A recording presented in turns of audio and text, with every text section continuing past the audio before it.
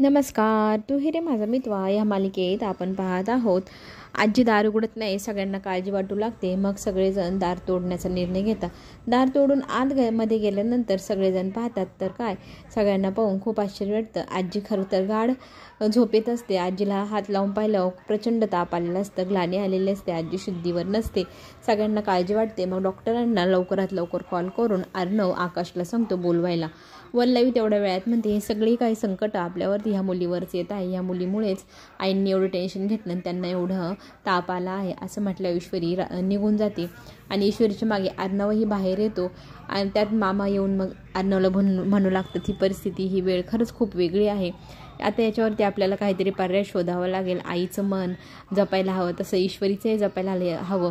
या सगळ्या गोष्टी अर्णव, खरं तर तुलाच खूप त्रास होते हे मला दिसते, पण काहीतरी करायला हवं आपण, असा विचार करत मामा त्याला समजूत घालत असतात त्याची.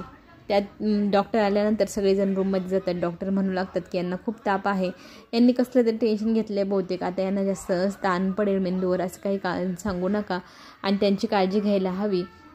काही वाटलं तर मला फोन करून बोलवा, असंही सांगते डॉक्टर आणि गोळ्या औषधं देऊन निघून जाते. पहिले काहीतरी खाऊ घाला मगच गोळी द्या असं सांगितलेलं असतं.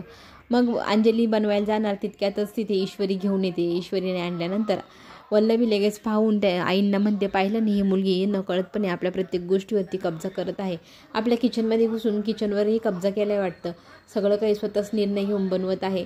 मग आजी ह्या सगळं ऐकल्यानंतर लगेच म्हणते, मला ह्या मुलीने बनवलेल्या कुठल्याही गोष्टीला हात लावायचा नाही आणि खायचीही नाही. वल्लवी, तू माझ्यासाठी नाश्ता बनवून आण, तोच मी खाईल, हा खाणार नाही. असं म्हणत वल्लवी मग लगेचच नाश्ता बनवायला किचनमध्ये जाते. ईश्वरीला वाईट वाटतं की माझ्या हातचा आजी काहीही खात नाही आहे आणि अर्णवला माहीत नसतं. अर्णवच्या फोनवरती ईश्वरीच्या आईचा फोन आलेला असतो. तो तिला आवाज देऊन फोन देतो आणि तिला सांगतो की तुझ्या आईचा फोन आहे.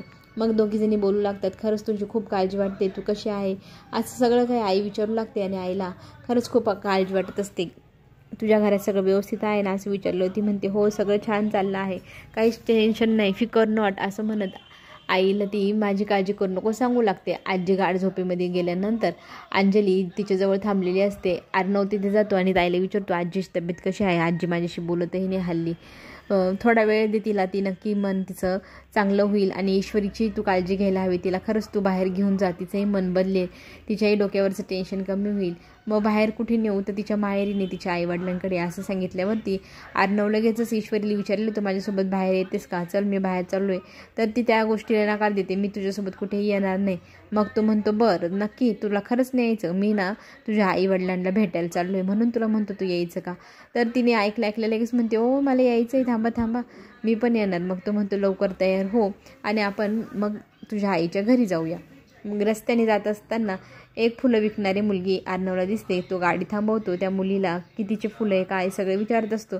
ती मुलगी म्हणते, खरंच तुमच्या दोघांची जोडी खूप सुंदर आहे, तुमची बायकोही सुंदर आहे, तुमच्या जोडीला नजर नको लागायला, असं कौतुकाने बोलते.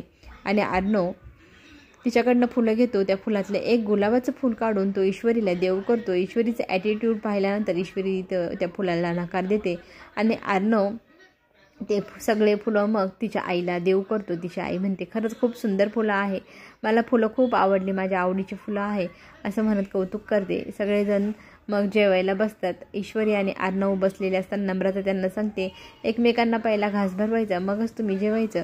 सगळ्यांच्या हट्टाखातर आता अर्णव ईश्वरीला एक घास भरवतो आणि तिलाही मग आई सांगते, तूही त्याला घास भरव. ती नकार देत असते. तिच्या आई तिला मग सांगत असते, असं नाही करायचंस, बरोबर घास. आता पुढे जे काय होईल ते सगळं पाहण्यासारखं आहे. चला तर मग आपण पुन्हा भेटू. चॅनलला लाईक करा, सबस्क्राईब करा. धन्यवाद.